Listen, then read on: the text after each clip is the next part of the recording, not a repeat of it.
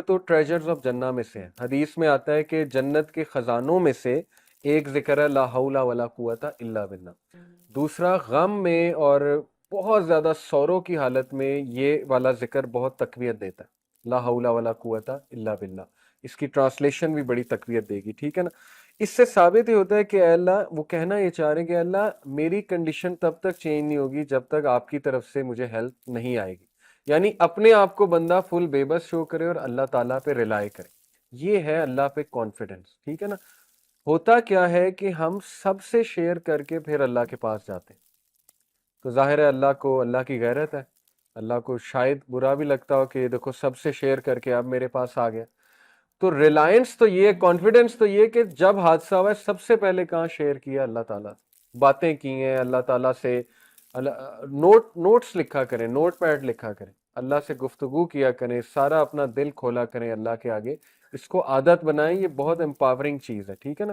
اور یاد رکھیں کہ دیکھیں جیسے حدیث میں آتا ہے نا کہ جب بندہ سورہ فاتحہ کی تلاوت کرتا ہے اللہ رپلائی کرتا ہے. اللہ کہتا ہے کیا میرا بندہ ایکنالج کر رہا ہے کہ میں گناہوں کو معاف کرنے والا ہوں, تو جا میں نے اسے معاف کیا. سملرلی آپ سوچیں کہ جب انسان غم کی حالت میں ڈائریکٹ اللہ کے پاس جاتا ہے تو اللہ تعالیٰ ضرور فرشتوں کو, میرا ایمان ہے, کہتے ہوں گے کہ یہ دیکھو کتنا اسے مان ہے اپنے رب پہ, ڈائریکٹ میرے پاس آئے, ٹھیک ہے نا. تو پھر اللہ اسے کافی ہو جاتا ہے. یہ حدیث میں آتا ہے کہ جو گمان اللہ کے بارے میں ہم کریں گے وہ پھر اسی طرح اللہ پیش آئے گا. ایک بندہ گمان ہی یہ کر رہا ہے کہ نہیں جی میرا مسئلہ کرنا ہی اللہ نے حل ہے, اللہ نے ہی دینا ہے, بس میں نے اللہ سے ہی مانگنا ہے. اللہ کے نبی صلی اللہ علیہ وسلم تو اتنا بھی نہیں پسند کرتے تھے کہ اگر اونٹ پر بیٹھے ہوئے اور کوئی چیز ان کی اونٹ سے نیچے گر جاتی تھی تو خود اتر کے اٹھاتے تھے. یہ ہمارے نبی کے بارے میں آتا ہے. اور کبھی بھی کسی کو نہیں کہا مجھے اٹھا کے دے دو. یہ توکل کا لیول ہے, ٹھیک ہے نا. مدد مانگنی ہے اللہ سے مانگنی ہے, لیکن یہ کہ ہمارا ایمان اس لیول کا نہیں. تو چلیں شیئرنگ کی جا سکتی ہے, لیکن بہترین یہ ہوگا کہ آپ صرف اللہ سبحانہ و تعالیٰ سے ہی شیئر کریں, ٹھیک ہے جی.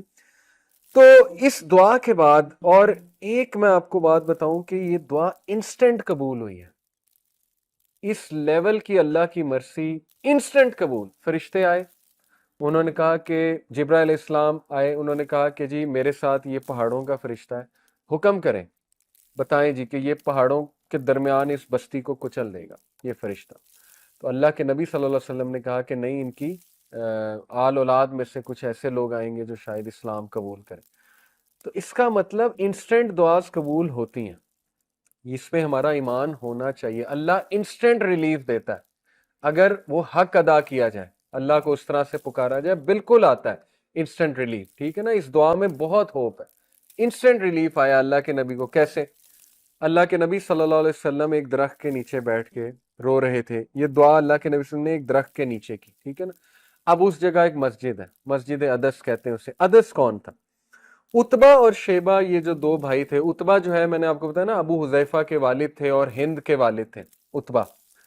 اتبا اور شیبہ اس وقت طائف میں موجود تھے, اس جگہ موجود تھے, اور اتبا اور شیبہ کے وہاں پہ باغات تھے. یہ دونوں بھائی ہیں اتبا اور شیبہ.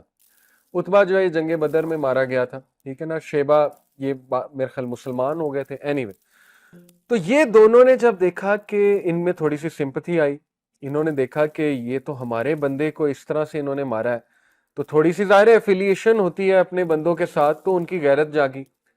انہوں نے کہا کہ نہیں ہم اس کی مدد کریں گے. تو انہوں نے کیا کیا, ان کا ایک غلام تھا عدس, کرسچن تھا. عدس کے ہاتھوں انہوں نے کیا کیا کہ انگور کے جو ہے وہ باغات تھے غالباً, وہاں انگور کے کچھ جو ہے وہ وہاں پر بھیجے انہوں نے. تو انگور ظاہر ہے یہ اللہ کا بڑا ایک آپ کو پتہ ہے نعمت بھی ہے اور بڑا مزے کا فروٹ ہے. اس کو کھانے سے انسٹنٹ گلوکوز لیول بھی آپ ہوتا ہے. تو یہ اللہ کی طرف سے ایک ریلیف فوراً آیا کہ دیکھو وہ لوگ مشرک بھی تمہاری جو ہے وہ ہیلپ کے لیے اللہ تعالیٰ نے ان کے تھرو انگور بھیجے. تو عدس جو ہے وہ لش گرین انگور لے کر آئے, اللہ کے نبی صلی اللہ علیہ وسلم نے ایکسیپٹ کر لیا. یہاں سے ثابت ہوتا ہے کہ اگر ایز کہیں سے آئے تو ایکسیپٹ کر لیں. حالانکہ وہ مشرک تھے, ٹھیک ہے نا, جن کی طرف سے ایز آ رہی تھی, تو ایز پسند تھے. ہمارے نبی صلی اللہ علیہ وسلم نے ایزینس کو پسند کیا ہے, یہ بات آپ یاد رکھیں. اوکے, عدس نے جو ہے وہ جب فروٹس دیے تو رسول اللہ صلی اللہ علیہ وسلم نے بسم اللہ پڑھا. اب جب بسم اللہ انہوں نے کہا تو عدس جو ہے وہ بڑا شوق ہوا, اور اس نے کہا یہ کیا فریز ہے, یہ جو آپ نے ابھی کہا یہ کیا ہے؟ تو نبی صلی اللہ علیہ وسلم نے کہا کہ یہ ایسی ایک چیز ہے جو میرے رب نے مجھے سکھائی ہے. پھر اللہ کے نبی صلی اللہ علیہ وسلم نے پوچھا کہ ادس تم کہاں سے ہو، کس علاقے سے ہو؟ تو ادس نے کہا کہ میں نینوا سے ہوں. نینوا اس کا تلفظ ہے NINEVEH. نینوا جو ہے یہ عراق کی ایک سٹی ہے، پرانی سٹی ہے. تو رسول اللہ صلی اللہ علیہ وسلم نے اسمائل کیا اور کہا یوسف ابن متا، یعنی ان کی سٹی سے ہو، یوسف ابن متا کی قوم سے ہو، ان کی سٹی سے ہو. یونس ابن متا، حضرت یونس کی بات ہو رہی. حضرت یونس جو ہے وہ نینوا کے علاقے میں آئے. ادس اتنا شوق ہوا اور اس نے کہا کہ یونس کا آپ کو کیسے پتا ہے؟ یہ تو کسی کو نہیں پتا ہے، عربس کو تو یونس کا دور دور تک نہیں پتا ہے. ٹھیک ہے نا، عربس پہ تو کبھی کوئی نبی آیا ہی نہیں، نہ جو ہے اتنا نالج شاید بنی اسرائیل کو بھی نہ ہو، لیکن آپ کو کیسے یونس کا پتا ہے؟ تو اللہ کے نبی صلی اللہ علیہ وسلم نے کہا وہ میرے بھائی ہیں اور میں ان کا بھائی ہوں، اور ہم دونوں اللہ کی طرف سے نبی ہیں. یہ سنتے ہی ادس نے رسول اللہ صلی اللہ علیہ وسلم کے پیر مبارک چومنا شروع کر دی، فیٹ چومنا شروع کر دی ادس نے، اور ادس نے کلمہ پڑھ لی. اور جب یہ سین سارا دیکھا عتبہ نے اور شیبہ نے، تو اتنا وہ غصے بھی ہوئے، حیران بھی ہوئے کہ ہم نے تو تجھے انگور دے کر بھیجا تھا، تو پاؤں چومنے لگ گیا، تو ایسا تو نے کیوں کیا؟ تو اس نے جواب دیا کہ او مائی ماسٹرز، اے میرے masters, there is no one on earth better than this man since he is a prophet as he told me things only a prophet can know. اس انسان نے مجھے وہ بات بتائی جو صرف انبیاء کو پتا ہے، جو نبی ہی جان سکتے ہیں. تو ادس نے رائٹ دین جو ہے وہ اسلام قبول کر لیا. یہ انسٹنٹ ریلیف ہے کہ محمد صلی اللہ علیہ وسلم آپ کی محنت رنگ لائی ہے. اگر اس بستی نے ریجیکٹ کیا ہے تو یہ دیکھ لیں ریلیف بھی آ گیا. اوکے، تو انسٹنٹ ریلیف پہ بلیف رکھیں، انسٹنٹ ریلیف پہ ایمان رکھیں. لوگوں کے ساتھ کمپیریزنز نہ کریں، اس کو تو انسٹنٹ ریلیف نہیں آیا تھا، وہ تو کب سے دعا کر رہا ہے، یہ ہو گیا. نہیں، ہر ایک کا کیس ڈیفرنٹ ہے، پتہ نہیں اس نے کیسے دعا کی تھی. آپ انسٹنٹ ریلیف پہ توکل رکھیں، آئے گا، اللہ تعالیٰ دے گا. میرا رب کہیں نہ کہیں سے انتظام جو ہے وہ ضرور کرے گا. اس کے بعد نبی صلی اللہ علیہ وسلم نے خود بتایا کہ اللہ کے نبی صلی اللہ علیہ وسلم جو ہے وہ چلتے گئے اور ہی ریچڈ کرن المنازل. کرن المنازل یہ وہاں کا میقات ہے، طائف سے تھوڑا سا آپ آگے جائیں، یہ میقات سمجھتے ہیں نا جہاں سے احرام باندھا جاتا ہے. ٹھیک ہے، یہ وہاں پہ اس وقت میقات ہے.